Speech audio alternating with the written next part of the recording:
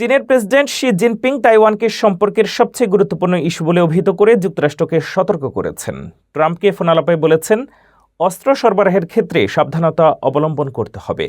আলোচনার পরে ট্রাম্প জানান, যুক্তরাষ্ট্রকে বেজিংকে 2 কোটি টন সয়াবিন বিক্রির কথা ভাবছে এবং তিনি এপ্রিল মাসে চীন সফরের জন্য আগ্রহী। চীনের প্রেসিডেন্ট শি জিনপিং তাইওয়ানকে চীন যুক্তরাষ্ট্র সম্পর্কের সবচেয়ে গুরুত্বপূর্ণ ইস্যু হিসেবে অভিহিত করে যুক্তরাষ্ট্রকে সতর্ক করেছেন। বুধবার তিনি মার্কিন প্রেসিডেন্ট ডোনাল্ড ট্রাম্পকে ফোনালাপে বলেন, তাইওয়ানে অস্ত্র সরবরাহ করার ক্ষেত্রে যুক্তরাষ্ট্রকে সাবধান হতে হবে। শি বলেন, তিনি ওয়াশিংটনের সঙ্গে সম্পর্ককে বিশেষ গুরুত্ব দেন এবং মতপার্থক্য আলোচনার মাধ্যমে সমাধানের আশাবাদ প্রকাশ করেছেন। ট্রাম্প ফোনালাপকে অসাধারণ আখ্যা দিয়েছেন এবং উল্লেখ করেছেন, তাদের আলোচনাকে তিনি দীর্ঘ ও বিস্তৃত বলে মনে করছেন। আগামী এপ্রিল মাসে ট্রাম্পের চীন সফরের পরিকল্পনা রয়েছে।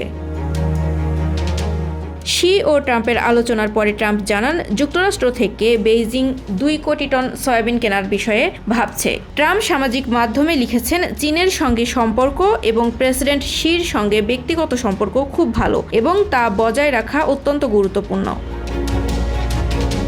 চীনা রাষ্ট্রীয় সংস্থা সিনহুয়া জানায়, শি যুক্তরাষ্ট্রকে পুনরায় সতর্ক করেছেন, কারণ ট্রাম্প প্রশাসন ডিসেম্বরেই তাইওয়ানে $1,100 কোটি অস্ত্র বিক্রির ঘোষণা দিয়েছিল।